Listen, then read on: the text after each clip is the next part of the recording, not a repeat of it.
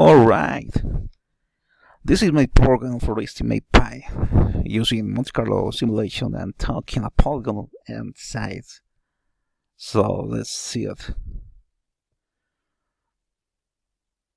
Okay, for 100 size, this is the approximation.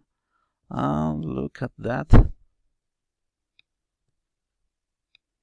Okay, for the terminal. Okay. Now for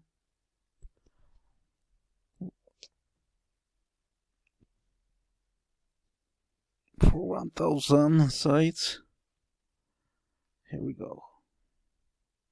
Okay. This is a very good approximation. Now look at that. These are the coordinates of the vortices. Now for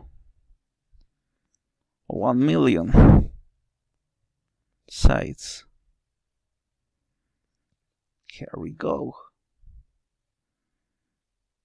Oh my goodness. Come on. Okay. This is a very good approximation. Now look at that, guys. This is the estimate of pi.